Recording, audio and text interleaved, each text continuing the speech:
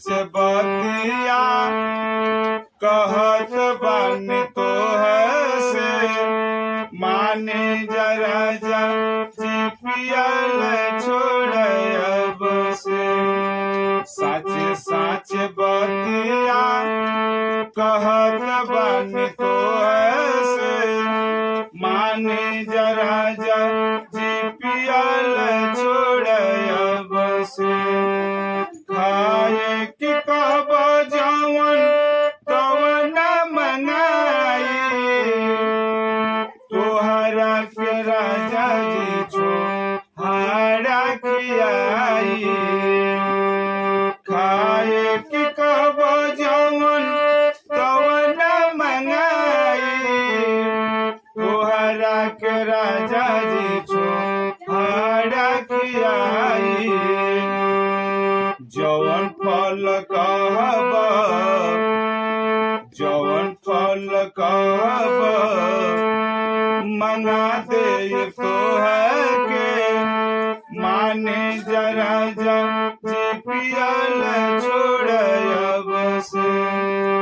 माने जरा जा जी पियल छोड़ अब से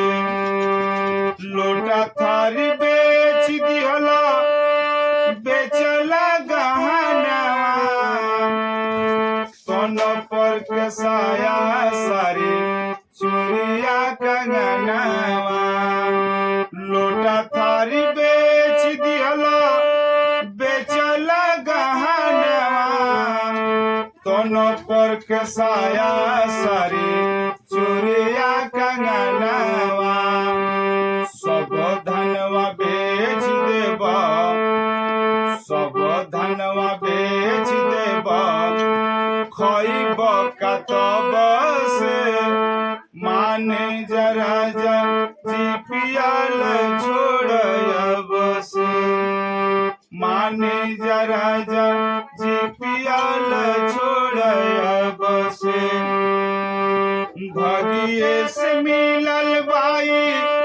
सुंदर बदनिया तोहरा के भेजल कर कोइला भजनिया भगिए से मिलल बाई सुंदर बदनिया तोहरा के भेजल कर कोइला भजनिया पल पल बीतल जाता पल पल बीतल जाता भजब तू कब से माने जरा जा जी पियल छोड़ अब से माने जरा जा जी पियल छोड़ अब से बहुत जतनों से मिलल बाई देहिया ना हो को समोइया बिताव जनिया बहुत जतनों से मिलल बाई देहिया ना हो को समोइया बिताव जनिया कौशल मान प्रिया